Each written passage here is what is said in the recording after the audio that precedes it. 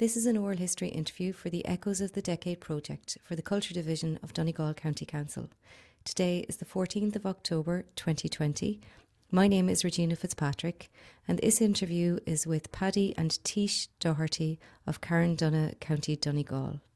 The interview is being recorded on the phone as due to current COVID-19 restrictions we cannot meet in person. This interview begins with Paddy talking about the building of the Church of the Sacred Heart in Carndonagh. And it was during the war it was built, from 39 to, and it was opened in 1945. But there's a great story attached to it. Oh, okay. The stone that is in the church is granite from County Wicklow. And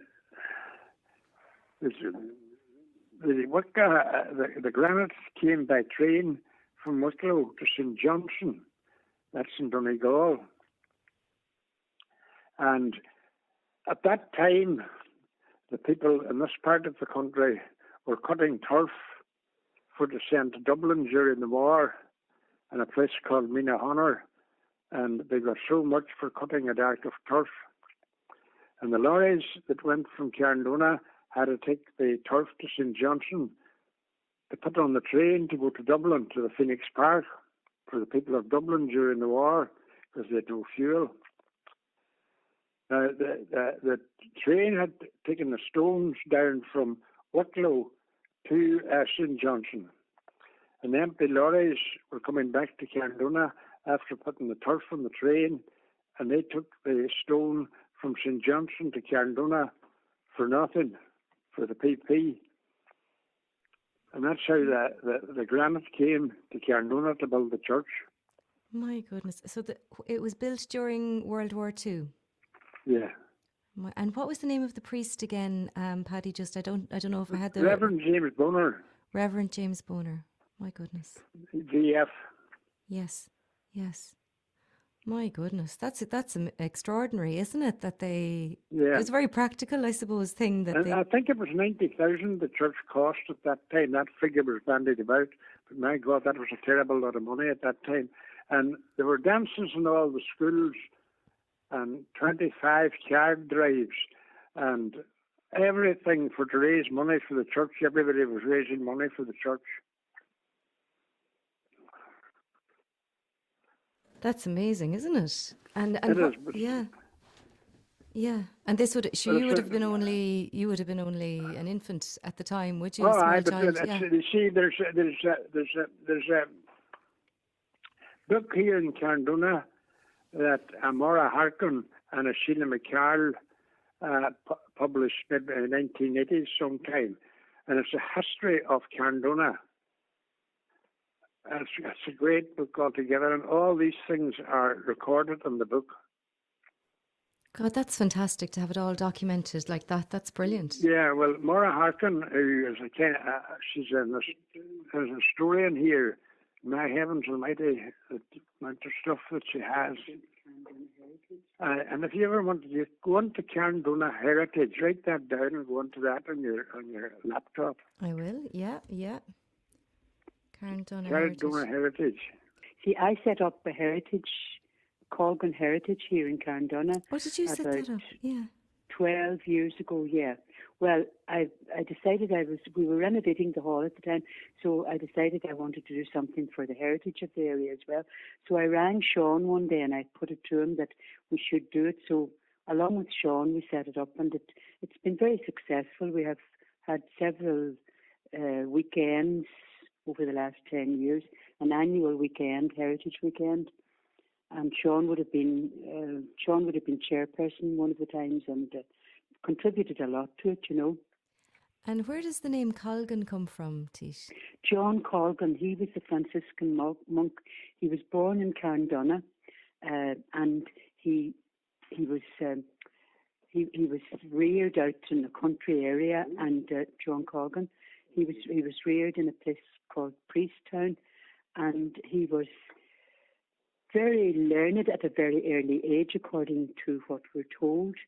And he went to Louvain and was involved with he was involved with the Four Masters, and there's still a lot of stuff there about him in the college in Louvain, and his name then was adopted. The Colgan Hall was named after him, and then we had the Colgan Heritage Committee, and he's written about a lot, but he never really was acknowledged by the people in his own area. Do you know? He was kind of looked on as somebody who had left and hadn't contributed very much to the area. Do you know? My goodness, but, yeah. He was that was in the 1600s, like around the time he would have been 16. Would we see maybe 1643? I think he left here to go to Louvain. He went to Glasgow first of all. He became a priest there, and then he joined the Franciscan order then, and he was involved in teaching in Germany, and then he went back to Louvain in 1643, I think, and he was involved then with the Four Masters along with their writings, you know. My goodness, it's great to have his name then revived in the area, isn't it? Yeah. He was. He wrote the Trias Thaumaturgiae.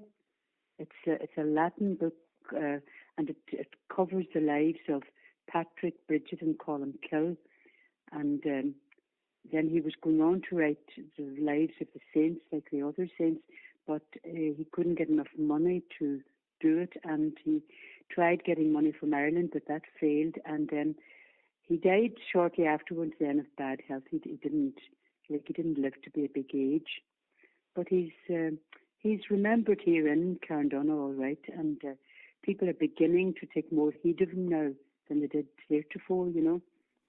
Yeah, that's the interesting thing about history, isn't it? You know, certain people come to the fore at various points, and sometimes it takes that effort, you know, the likes of somebody like yourself to actually introduce the name back into the area. Yeah, you can still see his books, like if you went to Brussels in the Franciscan Library in the St. Isidore's College in Rome, you see some of them, and they're like, I've never been there, but we talked about going, the Colgan Heritage Group, we did talk about going to view his writings, but we didn't ever get there, but we might one day, you know. Yeah. So that's the story. That's where the Colgan came from, John Colgan. But the other thing that we did, we set up a website, and it's called Carndonagh Heritage. And if you go into that, you'll see some of the work like that we have done in collating and gathering stuff. And it was mostly done by a member called Maura Harkin. She's one of the authors of the Carndonagh book, and she's a great historian, great archivist, and collected an awful lot of photographs and materials, documents and things. And we decided then to do the website, and we got some funding from the Heritage Council to do that, and it's up and running. It's going well. It's going very well. That's fantastic, so if you'd like to have it all in one place. It's worth checking out the Carndonagh Heritage. Yeah, absolutely. Yeah, and in the course of that work, Teish, would you have been involved in any of commemoration activity from, you know, around the decade of centenaries and that sort of thing? Well, we did. I'll tell you, we did a lot of cross-border stuff. We did a cross-border project with a group from the Waterside in Derry, and it was called History Links.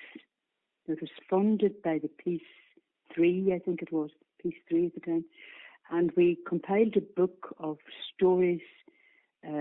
Like people gave their stories and wrote little bits and pieces for it, all of the people taking part, and the book was published, and it was very successful. Like, it was a good record of what we had done in the History Links project, and it involved us going once a week to our local hall, Carndonagh Hall, Colgan Hall, and we got lessons in computers, and we were able to computerize then the stuff that we'd put together. And we had to do oral. We did a bit of oral history as well.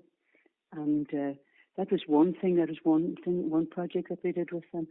Another thing was that we took a group of young people from both sides of the border and did a history links project with them as well. That was a later project now. It was very successful. And then we had a cross-border project where we set up a piece of artwork. We got money from the Heritage Council for doing that as well. It was cross-border, and we set up a piece of artwork within the grounds of the hall. And a fellow called John O'Connor was involved in doing that work. And we would have done now. We wouldn't have done any big research, but some of the things that we have done, we're researching the graveyard at the workhouse, which has been lying derelict for many, many years. And we would imagine that there are lots of babies buried there, all the babies who were born prematurely or died at birth were buried in that. Babies who were born without baptism were buried in that graveyard. You know how babies weren't allowed to be buried in the Catholic graveyards? Yes. And as well as that, then, babies who were born in the workhouse and died, they would have been buried there. But we also found out that there must have been people buried, must have been adults buried in that graveyard as well, because we came across a manuscript from the Donegal Historical Archives that stated that in maybe 18 something that some of the graveyard, it stated the graveyard at Carndonagh workhouse became overcrowded, so burials took place then in the main graveyard at the Church of the Sacred Heart, Carndonagh. And we often wondered about all these little crosses in our graveyard, in the graveyard attached to our church here in Carndonagh. There were little crosses, just little dark brown iron crosses, and there were several of them dotted all around the graveyard, and just numbers on them, no names, just a number. So we are presuming that those were the graves of the workhouse people that were buried in the graveyard. Now, we haven't done any research on it yet, but we're trying to get that going and trying to find out more about the graveyard. But we did come across a bit of a stumbling block because we couldn't touch the soil. We have to get special permission to do that, and it was going to involve a lot of money to do it, and we thought, well, we'll leave it till we get some money together to do it. But it's a very interesting project, that. The other thing we did was we did a heritage trail around the town, mapping out all the sites, all the historical sites in the town, and we published a leaflet to go with it. And what else did we do now? We've done that. And the other project that we're doing, we're going to digitise all the graves in the graveyard in our local cemetery. It hasn't been done yet, and we didn't get round to doing that yet, but we will. God, it sounds like a really active group. You know, it sounds like you're doing lots. Yeah. Did you do many of those cross-border projects, Teish? I was just wondering, and what were they like to be part of? They were very good. They were very, very good now, because the people worked very. We're actually involved with a cross-border one at the minute. It's oh God, what is it now? I get mixed up in all these names. It's we're actually doing a Zoom call on it on Monday, because we have to do a video of all our heritage sites. That's our homework for this month. We have to make a video and speak a little bit about our heritage sites. And it's Heather McLaughlin is involved in it. She's very active in these cross-border groups, and she does a lot of the cross-border stuff. But we have to do this anyhow, and then it's going to be all put on a map and put into the Donegal archives then afterwards. That's fantastic. Yeah. And are there any monuments or anything in the town that memorialises the period sort of 1912 to 1923? There's nothing in Carndonagh now. No, there's nothing that commemorates that. No, there's never anything done in that regard in Carndonagh. The nearest to us would be probably Lifford. I see. There's been nothing done here in Carndonagh, no. Yeah. Sean Beatty might be able to tell you more about that, Regina. You know, Yes. Sean would have been involved in that area. Yeah. He would have been involved with Paddy Hart, who works he's the son of the politician, Paddy Hart. Yes. He would have been involved with him in doing some of that stuff. Okay. Yeah. Gosh. Mm. Well, it sounds Paddy very Hart, active. Paddy Hart Senior, Paddy Hart, the politician, published a book. It was what is it about, Paddy? Or the soldiers that were lost in the Second World War, yeah. And that's the monument that was put up in Lifford. Oh, is this the Donegal Book of Honour? Yeah, the Donegal Roll of Honour, that's right, that was it, yeah. Yes, Commemorating. Paddy Hart wrote that book, wasn't it, yeah? Yes, commemorating soldiers from World War One, I think. Yes, yeah. Yes. Yeah. No, there's nothing to commemorate anything here, and I don't think that there's nothing in the show either that commemorates anything. There's nothing at all in the show, no. No, we didn't. We didn't kind of. We weren't into commemorating those things. I don't know why. Yeah, no, it's interesting, isn't it? Some places have lots of them and then others don't. You know, it's just an interesting one. Yeah. Mm. Yeah. Ah, I see. And would there have been much of a heritage of people who fought in World War One around there, Teish, that you know of?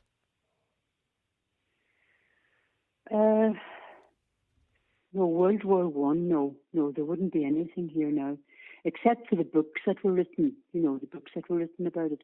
There were no memorials or anything like that. No, there was nothing at all. Just the stuff recorded in Maura Harkin's book about different things that happened, like the plane that crashed down at Donegal, and that was the Second World War. Yeah.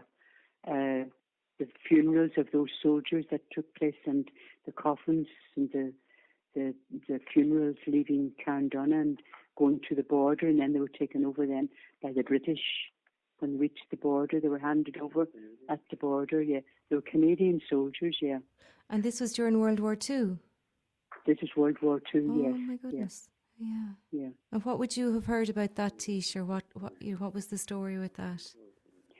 The story, Paddy might be able to tell you more about it. You tell her a story about that Canadian aircrash, Paddy, will you? Yeah. It was down in the mountain down in Donegal this happened. But you see, over in Eglinton and Derry, there was an airport, and all the what do you call it, Air Force were stationed over there, and they flew along over this area, and then went up the foil onto Derry into the airport, and there was quite a number of them there all the time coming and going to the airport. And actually, there was a plane came down out in Gleneagles too, and they got it there about 2 years ago, and they re-erected got the plane lifted and all. And there's a whole history attached to it too. But I don't know all the history attached to it. But the one in Donegal, I know that there were, I think it was 19 men that was killed, and it was 15 or 19 men. And they were taken to Carndonagh, Falklanders Hall to be coffined. And I think it was a very hard job for the people that done it. And then they were taken to with the local defence forces to the border and handed over to the British authorities in Derry. See, there was a contingent of British soldiers stationed, or American soldiers stationed in Derry during the war. Okay. See, we're only 12 miles here, or 13 miles from Scotland. You can see the whole of Scotland from out where Sean Beatty lives. My goodness. It's so close. You know, that's all. 12 miles it is to the north of Scotland from where we live. And of course, there would have been a lot of people would have gone over and worked in Scotland from that area Oh too? my God, it was mighty on heaven and earth. From the 1950s on, the people of this country flooded to England. Not from a good lot of Scotland. There was a lot of hydroelectric schemes in Scotland at that time. And the people went up there to work from the hydroelectric schemes. Also, the emigration here was... See, that's one of the big grouses in this part of the country here is that there has been no investment in this part of the country from successive governments, maybe for the last 40 years or 30 years. And like the Fruit of the Loom and Buncrana closed down, and Tully and Henderson's in Carndonagh closed down, and JB's factory closed down. These are all garments, making shirts, and JB's are in the Tully and Henderson's. And the Fingal Manufacturing Company in Moville, and Mary Harney got a feasibility study, but it must be lying with about 3 inches of dust on it someplace. Nobody ever heard of it since. My goodness. Yeah, it got struck You know, very and badly. there has been no, that mean, simply it must be close 10 or 15 years, or 10 years good at any rate, or 12. And like, there has been no investment here at all. And like, the big problem here is, I was just reading in the paper the other day there, where, what do you call the minister to give a budget yesterday from the 40s? Niall McGrath has 7 children. God bless him. We had 6 children, and we had to send them all to the university in Dublin. And let me tell you this, between the digs and the fees in the university from this part of the country, it was scandalous. Oh, I can imagine. People had I to can do to only get their imagine. children educated. Yeah. And it's still scandalous for it, because the nearest university to us is Galway or Dublin. And it's scandalous. Can I ask, Paddy, you mentioned it. Now, the university in Northern Ireland is McGee and Derry. Yes. But the Irish government should have made investments in McGee and the regional college in Letterkenny, and got the two of them brought up the standard to the university's standard. Yeah. I mean, back even then, when we were sending our children to school there, that's over 20 years ago now, it was €100 a week at that time for to keep them in Dublin, plus the fees. Paddy, can I ask you, and it's related to, I suppose, having a population of young people around and emigration and all of that. Can you talk to me a little bit about the GAA in Carndonagh? I can, talk to you about the GAA in Carndonagh, surely. I'm an honorary member of it. Well, that's right, because you mentioned in our first interview that you played hurling and football. And can you tell me a little bit about growing up and playing hurling and football there, and what that was like? Well, it was the GAA park wasn't more or less just in the. You could walk down to it, like it was in the area in the well, it was in the town, and like it was the greatest recreation place there. You know, everybody went down there on the Sunday and every day of the week, and on this, where we live, we could cross the river, and we were over at the field. The field wouldn't have been 500 yards from us. And all the boys around the town, that all played hurling and football. And was hurling popular there? It was, yes. It was very popular at the time I'm talking about. So this is back the sort of 50s, would it have been? Pardon? When you were, would it have been the 50s that it was popular, that sort of time, or? Oh, I was on Team Shirley.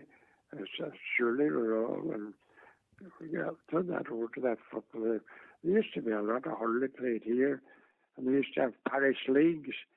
And I don't know if you ever heard about the parish leagues. Different parts of the parish played against one another. They were usually skinning hair flying and those. But the GAA would be very prominent here. this part of the country. Aye. And do you know how far back the club there dates? Is it an old club? Has it been? Oh, it's a very, very old. There's photographs in this book here, but 1940 and 1950s and that of teams in Carndonagh,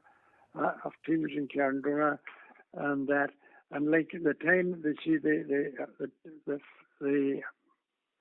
Lake Field in Carndonagh was sold by Neely Kelly. He was a man who lived in Carndonagh to the GAA club, and the field was £600 at the time it was bought.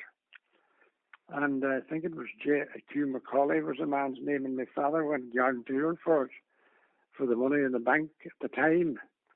And they had a great field always.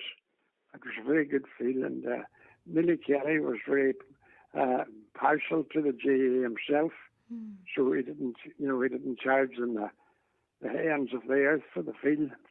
And it's called Park O'Gughartig. That's right. Is that after your father? No. It's after a man named Mick Doherty. He was a teacher. He died quite young, but a big GAA fan. I say, Mick Doherty is a family that lived out actually in the country. And can you tell me a little bit about him, or what you might know about him? About who? About Mick Doherty. Well, Mick Doherty taught out in Glassell School outside, about 3 miles outside of Carndonagh. And he was a great Irish man altogether, Mick, and very, very prominent in the GAA, and very prominent Field of Fall man too, and that. But like, he had, I think it was an ulcer or something he died of. You see, I'd say Mick Doherty was dead maybe in 1950, maybe around that time. I'm not too sure, but I'm sure it was around that time. And the medical world wasn't as accessible in this part of the country then. But he died kind of very suddenly. And he was a great friend of my father's. My goodness. Yeah. And what when you were playing then, would there have been a lot of young lads around playing around that time? Would you have had a biggish club? There'd be young lads surely all playing. There's a team here now, and I'm just looking at this book of Mora Harkins, and all the most of the young fellas about the town all played. I say we all played. And we used to play against a place called Burt. Yes. And Burt was, there was great rivalry between Carndonagh and Burt. So there's a bit of crack around that. Oh, I was served some crack, I'll tell you. Was it a rougher game then than it is now, Paddy? Tougher kind of a... No. No. I played a lot of it. Played against Burt too, Yeah. No, it wasn't. Like Robert McCole, myself, and Lawrence Smith, and there was somebody else, 4 of us, played for Donegal in the year of Van Turstel against County Antrim and Cairn. Did you ever hear of Van Turstel? I did, yes. Yeah. You played on that team, did you? Well, we played for, I was on, what do you call, 16 or 17, 18, something like that. We played, there were 4 of us from Cairn on that team that time. And can you tell me a bit about Anthostal, what it was about and everything? Oh, well, Anthostal was a thing that I don't know, right, like that Anthostal was, but it was something that was introduced for every town to do something for kind of the tourist trade. At that time, I don't remember at all. Now, I remember in Carndonagh, there was a parade with the March of Time, like from the plough to the tractor. You know, at that time, there weren't a lot of tractors about at that time either. Yes. But all that parade took place in Carndonagh, and they were quite active committee in Cairn for Anthostal. Wow. You know, but then it died away again. But there was a few years it was very good. And would the club have been badly impacted by emigration from the area and people moving away, Oh, Paddy? surely, aye. But you see, like, there was one day, I don't know what year it was now, but there was 10 young fellas left Cairn to go to England in one day. My goodness, would this have been in the 80s or that kind of Oh, period? no, I just can't recall now. It'd be, yeah. where do we see now? It would be, no, it would be into the 60s, and maybe someplace along there, you know. And there was 10 of them went in the one day from Carndonagh to England. There was really nothing here at that stage. Yes. My goodness, that's a The only huge blow good to thing any about club. it was now they were going better educated and all. And Yes. what do you call it? And I mean, there were some of them that were at the college in Cairn that went to England, and they got very good jobs and done very well for themselves.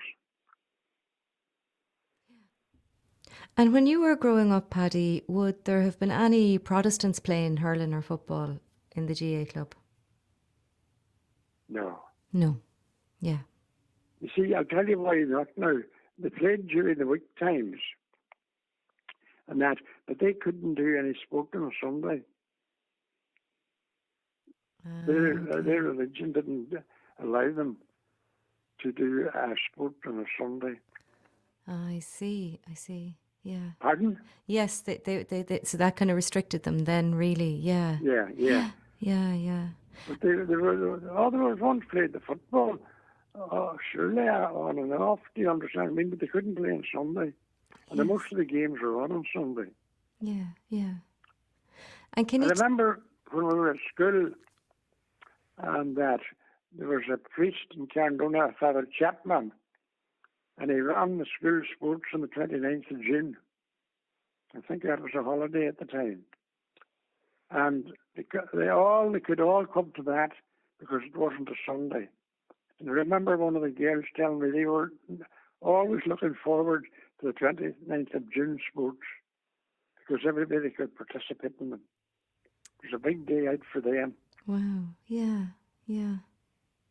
And were there other sports in the town that Protestants would have been more involved in, or? No, there was what do you call it? They had a great badminton club in the Hill Head.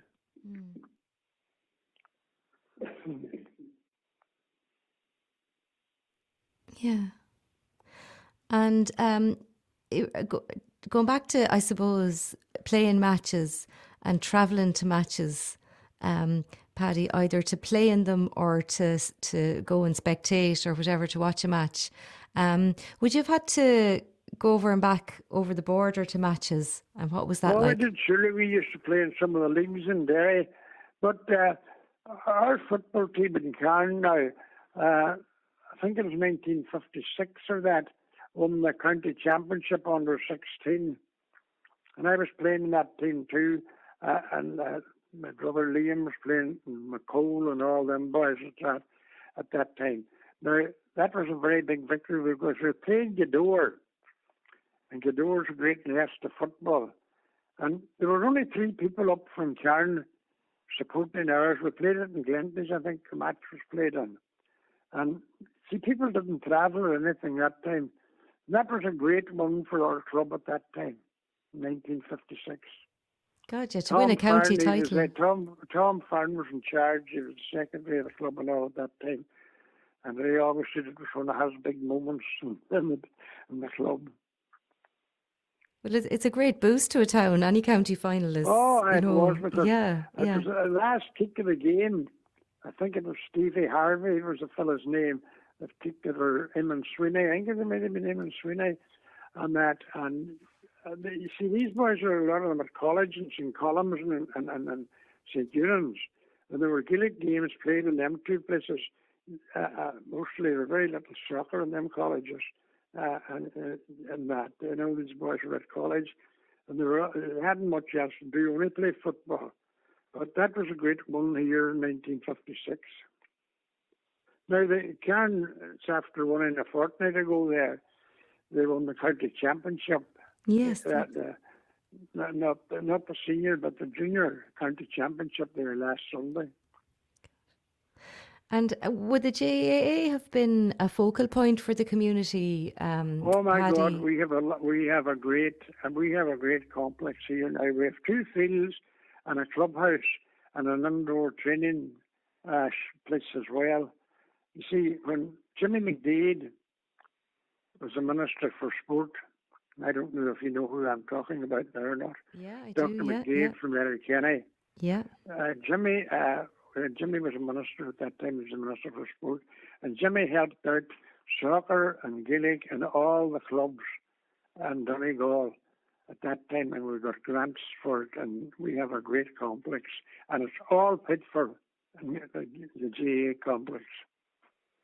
God, so it's a big changes in the facilities since you started playing. Oh, my heavens almighty.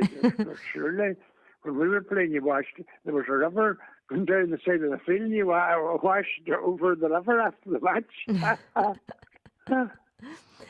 And would you have memories of going down to Croke Park to matches or going to Ulster finals in Clonus or... I remember the first time I went to Dublin, I think it was to see Derry playing in some match and that. And I remember I stayed with my sister on Griffith Avenue. And the house was at the corner of Griffith Avenue, and there were a set of traffic lights at it. And I never slept a wink all night. And a man by the name of Mickey Harkin took me up, and his son Leonard went along with the 2 of us, and we were in the back of a wee red van, and to Dublin and back. And they went in to see Oliver Plunkett's head, and it's a Drogheda somewhere. It is Drogheda, yeah. We went in there to see that Oliver Plunkett's head, and Leonard and myself hadn't much interest in that, but that was the first time I was in Dublin. I was 14 or 15 at the time. And can you remember who was playing that day? We went up to that match. Pardon? Can you remember who was playing, who you were playing? I think it was Derry. I was playing somebody. I forget who it was. Now Derry and somebody else. My goodness. And that's the first time ever I was in Dublin. And what was it like going to Ulster final days throughout the years? Oh, big day Ulster final. But then you see, during the troubles in the north, we had always go through off McCloy and that. And the soldiers would hold us up. There was one particular day that was very bad. And they came into the buses and guns and all, and it was very intimidating. And there would be about 40 over 40 in a bus, all men, you know what I mean? And it was very intimidating, really, to lose the final. That's in Clonus. And would you have regularly been held up going to matches over the border, Paddy? Oh, surely to God. At that time, everybody would be held up. There could be a queue of bloody cars back for half an hour. You see, the rest of Ireland doesn't really know what the people in this part of the country went through all during that time. If you were going to Dublin or anything, you were held up and you were sitting on a queue at Cloy, and you'd be held up again going into Derry and at Thornhill. And you could be stopped anywhere in the north as well. So it was intimidating, as you said, and was it tense when you were there? It was awful. Yeah. See, it was awful altogether. And was it tense when you were there as well, Paddy? Like not just the journey, but going to the match itself?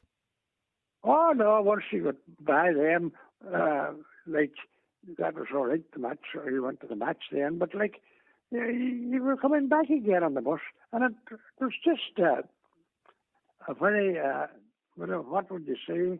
Intimidating to be stopped in your own country by a crowd of British soldiers and told what to do. It was very hard to take, Oh, I can understand. Yeah, I can imagine. Yeah, of course. Yeah. And when after the peace process happened, then Paddy, did it change quickly?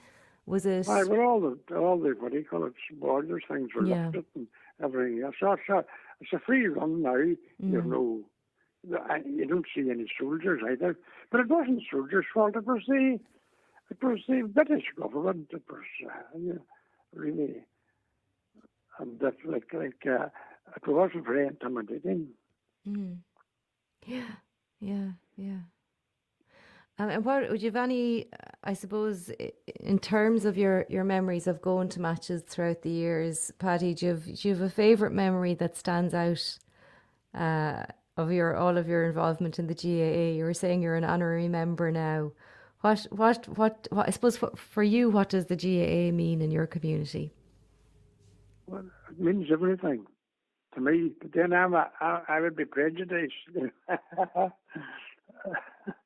When it says that, all my family played GAA, and my son Dara played for under 21 for Donegal in football.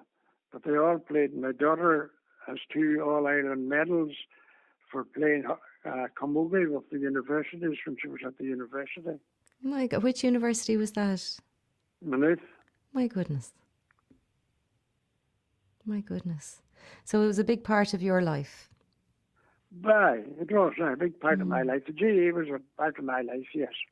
And would you say, I suppose, how does it fit in terms of your identity and I suppose the Irishness of it? Can you maybe say a little bit about that? Yes. Yeah. It would be a right part of my identity. Yeah, yeah. And would it have been a nationalist organisation in your experience? No, they wouldn't be. No, I wouldn't. You couldn't. No, I couldn't say that. You know what I mean? Yeah. There's all different sections of the crowd in the community that play GAA here and that. And it was a great outing place. In our young days, it was great. Yeah. And can you remember listening to matches on the radio? Oh, for God's sake, surely. I say surely to God, everybody remembers listening to matches. Would you have listened to Micheál O'Hare? Oh, great man altogether. Yeah. He's a great man. Yeah. And I suppose, Paddy, I was up at a spring show one time, and I was sitting at a table taking my dinner, and Micheál O'Hare came over and sat down beside me. Now, it was just because the place was vacant and there were a big crowd there. But I always remembered that he was sat down beside me, and I had my dinner along with him, and we talked away. He was a very nice man, Micheál O'Hare. But I didn't know what he called. I was just sitting, and there was another seat at the table. And he came over and he says, "Can I sit down here?" I said, "Aye." And that's who it was Micheál O'Hare. And my goodness. I was glad to have met him. Yes. Yeah. Gosh. Well, he's such an iconic figure, isn't he, in the GAA? Oh, that voice and... He was the greatest thing since the sliced pan at that time. Yeah. And I suppose in those difficult years of the Troubles, Paddy, like you were saying, the GAA, I suppose it was an outlet for people, wasn't it? It was a distraction from it, maybe, would it have been? Well, you see, there was the Troubles around here, it was like something was happening every day. And there was somebody killed, they were blowing up, so they were Derry. See, Derry's only 20 miles from us, and the border's only about 15 miles from us. And there was a lot of people from this part of the country went into the north to work, and they still do. And there was always an atmosphere about the area. Yeah, of course, yeah. I suppose... Just, I suppose, while we're looking back, Paddy, just to kind of, in general, just to maybe wrap up, if reflecting back on, I suppose, your lifetime and your father's involvement in, in the start of the new state and Ireland's independence, and what would you say the legacy is of that period of the War of Independence and Civil War? What in your lifetime? How did do you think, experience the legacy of that? Well, I always thought it was an awful pity the Civil War took place. Now, but one good thing about the Civil War, when the Civil War was over, the people involved in it never mentioned it. Hmm. I never heard of it talked about any place. Hmm. And Paddy Meehan was the local sergeant here that came and set up the barracks here. The first barracks was over in Carndonagh, and he was involved. He was from Bluff, from County Limerick, and actually he was my godfather. And I was in his company a lot and friendly with him. I never heard any of them mentioning the Civil War. I think it's the same every place. And would they have mentioned the War of Independence? Would they have talked about the time of the tans or the Black and Tans or the I would auxiliaries? talk about the tans and that, but you understand what I mean. But Mm. not that much altogether. It was a kind of it was over and that was it. You know, when we got a United Ireland out of it, and that was really what them people were all looking for. And I mean, this thing should never have been signed, and 6 counties left where it was. Yeah. See, the 6 counties is a big hindrance to our part of the country because our country was never developed, this part of the country. Yeah. And we have Charlie McConlogue now, who is the Minister for Agriculture. Mm-hmm. And that's the first minister was ever in Donegal, North East, since the foundation of the state. Mm-hmm. My goodness. Yeah. Isn't that something now? It is. It is. Yeah, it says a He's lot, the first doesn't minister. it? Yeah. See, he was the first minister that has ever been has been appointed since the foundation of the state. My goodness. And we're expecting great things of Charlie now. Yes. Yes. Yeah. Yeah.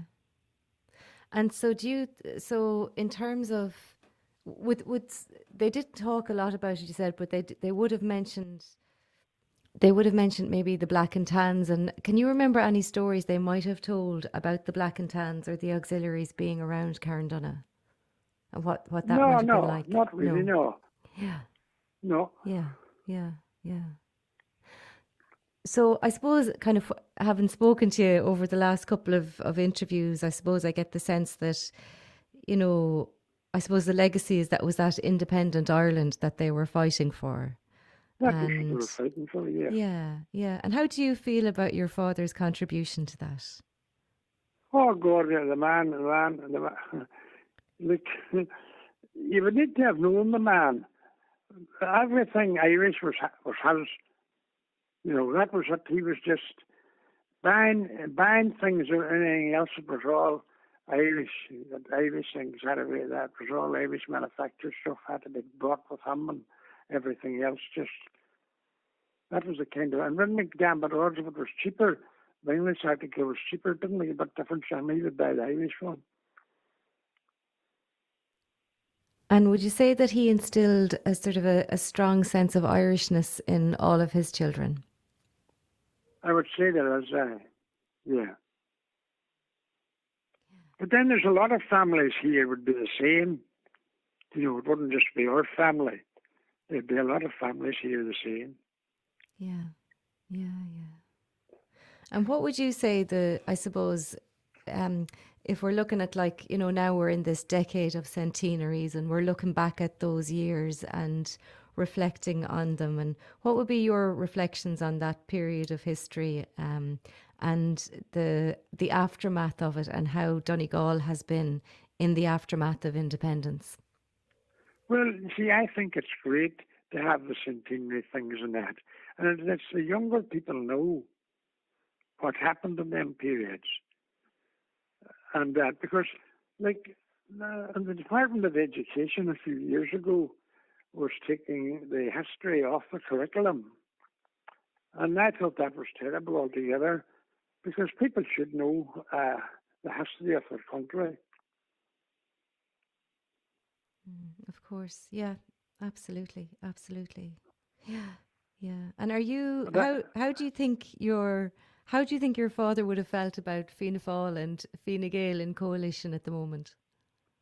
Well, I don't know, but like the situation, as far as I can find out myself, is there'd have been no Fianna Fáil there presently, only Michael Martin.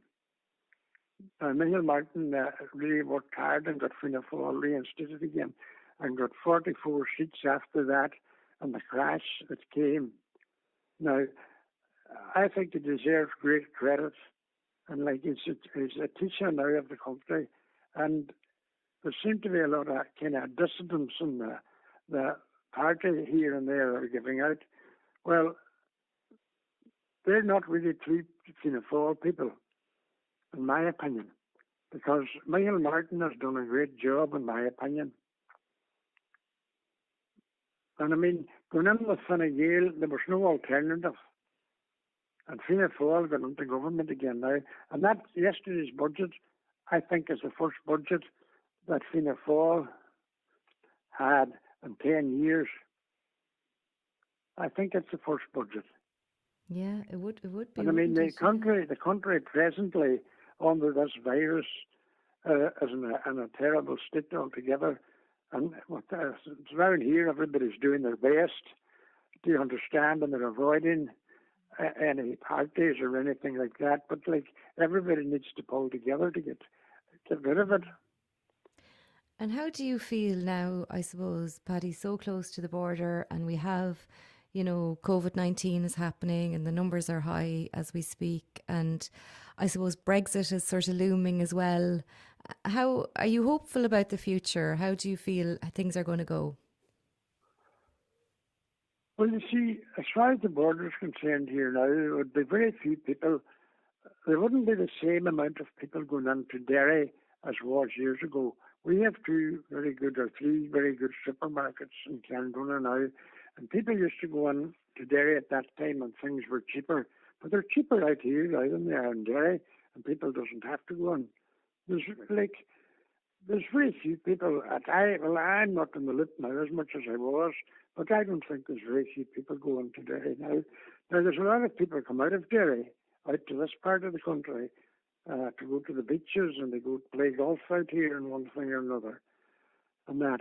But like, I would have no animosity towards Northern Ireland at all, none whatsoever. I mean, they're all trying to get on with their day's work, and everybody's the same. Rear their families, and if you're rearing a family and that, and they're running around your legs, they're gone to university just in a flash, and they're getting married in another flash, and you wonder where the time all went. The 1937 folklore project here in Carndonagh for one of our weekends. We got permission from the Folklore Commission to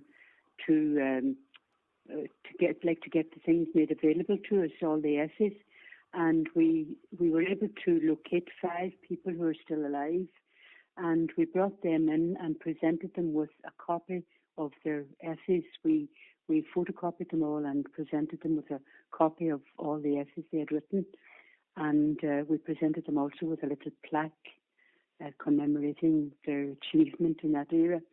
And 2 representatives from the Folklore Commission came up to interview the people still alive. And that was a very interesting weekend we had. And we also I'll tell you now what we did. We started off with, our first one was the Carndonagh Past and Present. That is what we did, and we had a keynote speaker there, Father Pat Conlon from the Franciscans in Donegal. And then our weekend usually consists of a talk on the Friday evening by some person that we would invite to give a talk on the theme. And then we have a field trip then, usually given on the Saturday morning by our walker, Desi McCallan. He's very involved. And then we have exhibitions usually on the theme. And then we have workshops on the theme, and then entertainment on the Sunday evening. So it runs from a Thursday evening to a Sunday evening. And the titles would have been Carndonagh Past and Present. Second year was on emigration, and we had Kevin Myers was our keynote speaker then. and we did a reenactment of the before the boat sailed, a dance showing how the people prepared for the emigration, the emigration and the coffin ships and all going after the famine, and we entitled that before the boat sails.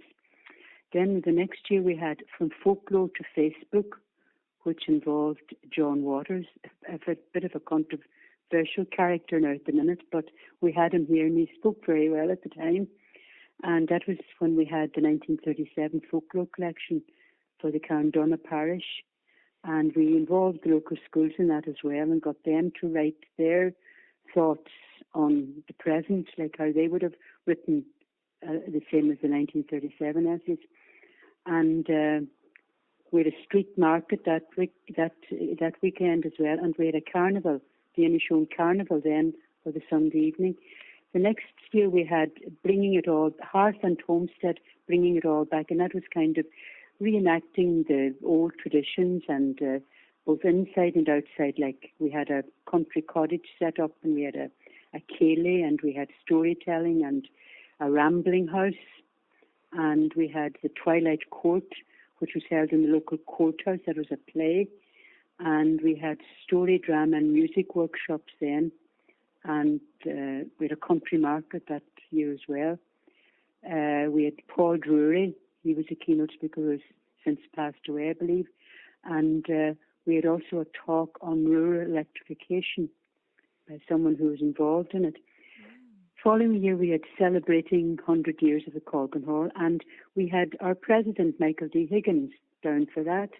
And he graced us with his presence on a Friday evening, a lovely event, first time he was ever in Carndonagh, and we had a lovely time with him. And the following year we had Rural Ireland, Yesterday, Today and Tomorrow, and we had Eamon O'Keefe was our keynote speaker that weekend. We also had the Quakers and the famine involved. We had the creation of a famine village, which was set up, and we had Richard Kern speaking on Rural Ireland tomorrow. And we had a seaweed cooking school workshop. And then Desi McCallan took us on a famine village bus trip and a walk through Glentower. And then for the younger people, we had heritage hunters. That involved them going out and looking at the local sites and learning about them. And we had a launch of our piece of art by John O'Connor, I told you about, the piece of art in the hall grounds. And we had a shop windows display depicting what the shops would have looked like long ago. So that was our sixth. Then we went on, we had Mary Louise O'Donnell here for Mary Louise O'Donnell and Eamon McCann for Revolution and Change. And mind you, it was Revolution and Change when you put Mary Louise and Eamon McCann together. It was a very intense discussion that. And we had Songs and Music of 1916. We had John MacArthur speaking on Inishowen Friends of the Missines. And we had Sean Beattie speaking on Visionaries, Poetry of 1916. We had the Thomas McDonagh Walk to Croc Aughrim. And we had an exhibition from Carndonagh Library. We had the Schools Project on 1916 and Heritage Hunters. And we had Back to Brass by the newly formed brass band in Carndonagh. And we also commissioned a work by John McLaughlin. The world premiere was held in the Colgan Hall called The Eternal Rebel. And we had the Henry Girls singing songs of revolution and change, which was really a marvellous weekend, that one. That was to commemorate the 1916. That's phenomenal. And what's the connection with Thomas McDonagh, Teish? Pardon? What's the connection with Thomas McDonagh? Thomas McDonagh spoke on Croc Aughrim. Oh. And that Croc Aughrim is a hill just outside Carndonagh. And Desi McCallan did a walk on that up to Croc Aughrim. And Thomas McDonagh spoke on that hill. And he just did a walk around that area and lots of heritage sites around that area as well. Fantastic. And then the following year we had Crossing Borders, Building Bridges. That was more or less to do with kind of the North, bringing in the North. And we had Michael Harding. He spoke Stories and the Art of Memoir, which was very interesting. We had Dennis Bradley, Borders and Brexit. We had John Molden doing Bridge and Boundaries. That was music. And then we had Colin Clark from Monrea. He did a talk and a demonstration on flax and linen making. And then we had our walk from Cashel to Drum Ballycaslan. And then Fort Dunree would have been our fort where the British Army would have been during the war, up at Leanan. Leanan Fort, yes. Wow. And we had a walk, we had a bus tour up to there. And then we ran a photographic competition then on the bridges of Inishowen, and that was very, very interesting, all the small bridges throughout the whole peninsula. And we had an organ recital then by someone called Ronan Murray, and the usual end to a nice weekend concert in the evening. And then the following year we had Carving a Future from Our Past, Sharing Stories. And we kind of brought in genealogy into that. We had Jennifer Doherty of the Carndonagh Genealogy Society. We had John Molden doing odd and old songs. We had Dr. Mary McLaughlin, who is president of the college in Maynooth, the Montessori section of the college in Maynooth. Dr. Mary McLaughlin, she's a native of Carndonagh. We had Dr. John Crumlish, who is involved in the Arts Festival in Galway, who's also a native of Carndonagh. And we had then the cultural diversity side of it. We had Pascal Thomas, Trebek, and Abdul Ahmad giving a talk on their cultural experiences and how they came to settle in Ireland and how they were getting on more or less with the local people. And we had Blian McGilliga, a talk on that from Paddy Doherty, and we had the story of the alcohol factory in Carndonagh from 1938. And we had what else had we? Oh yes, the launch of our website took place at that weekend, and then we had our grand variety concert. So that was. I'll maybe send you on this little booklet. If you have a spare one, I'd love to see it. We've got plenty of them done because we use them in the tourist office here in Carndonagh. They're a great little book to take you around Carndonagh to the different places, So I'll send you on one, Regina. Your programming is fantastic. Gosh, there's really... Yeah, we have a good program, and we have lots of stuff still on the cards to do. Lots of stuff. We have a book ready to publish on odd names and old sayings. You know how people, especially here in Donegal, they would say "Are you crater ye?" Yes. And sayings like that. And he fell into the Donegal. Oh, I don't know what that one is. Yeah. He fell into the Donegal. Well, the Donegal was the kind of the midden that would have been out in front of the farmhouse. Oh, okay. And it was more or less with the cows manuring, the cows, everything went out into it, and it was kind of usually out in front of the farmhouse, and the children would have played around it in the olden days, and like this is a saying, he fell into the Donegal, and then he crossed the shock. Did you ever hear that one? He crossed the shock. Well, the shock was a drain, and they called it a shock. Oh my goodness. And loads of things like that. When we get that published, I'll send that on to you. Oh, you're very well, kind. Yeah. It's very, very interesting, especially for people down south who wouldn't be familiar with all these things. Like lost words, we're going to call it.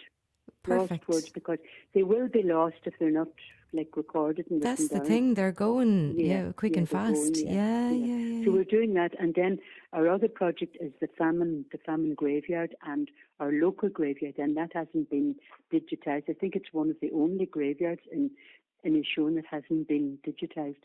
All other graveyards you can go in and see where your grave is and locate it immediately, but Carndonagh graveyard hasn't been done yet, but we hope to do it soon. Yeah.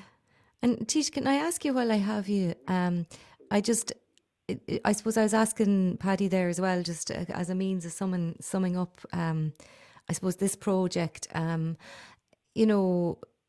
being so involved in local history and in the community in Carndonagh, how would you sum up the legacy of 1912 to 1923 and its aftermath in Donegal? Well, I would like to say that we have come on a long way. We have really improved big time here in Carndonagh. From when I was a very young child, say when I was 4 or 5, when I visited my grandmother, she was carrying bags of turf on her back from the bog. And when you look now that we're all sitting in centrally heated houses with all our electrification, and I think that we, as a nation, we have built things up well, and in spite of all the troubles that we had along the way with the trouble in the north, especially in this part of the country, that did set us back big time because we weren't able to progress during those years. We were kind of hindered in a big way, and we're glad that has ended and hopefully will remain ended forevermore. But I would have to look at my own children and see how well they have done education-wise, and the children all around here.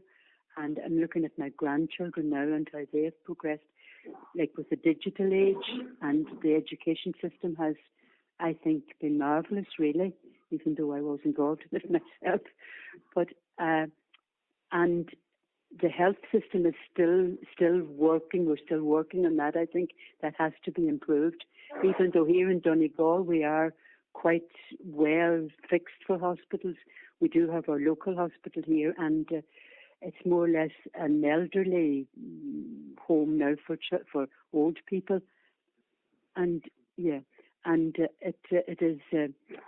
We're still not so far from Letterkenny, and we have Altnagalvan Hospital along the way as well. So we're well away, really. I would think that we did very well, and I would think that women especially did very well. I think we have really come a long way from the days of when we were browbeaten by the powers that be, and we weren't allowed to be women as such. We had to abide by the rules.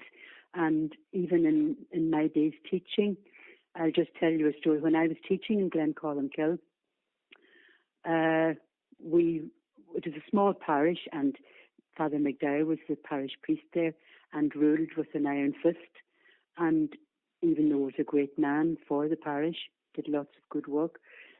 But on the first weekend I was there, I had a friend teaching out in Killybegs, so I decided I was going to go out. There was a car going out to a dance in Killybegs, so I went out to the dance with all the others, came back and went out to my class in the morning, out to my school, and about 12 o'clock in the day, Father McDowell arrived out and said, Miss McLaughlin, you broke a parish rule. And I said, oh, I'm not aware of any rule that I've broken. Yes, he says, people from this parish are not allowed to go outside the parish to dances. And I kind of smiled and I said, well, I wasn't aware of the rule. Well, he said, you're aware of it now, dear. And that was that. Goodness. So if I had stayed there, I would have been prohibited from going outside the parish to dances. So that was how rigid the whole thing was then. And when you look at how people are moving around freely now from any place to any place, and think back on that era and how people were really kept in their place and told what they had to do and did it without any question. So I think that's great progress. I think we have evolved and we have really shone as a people, even though we still have a way to go. But I think we're on the right road. And please God, when we get rid of this virus, we will progress further and be the nation that we should be. That's a lovely way to leave it, Teish. Thank you so much. That's fantastic.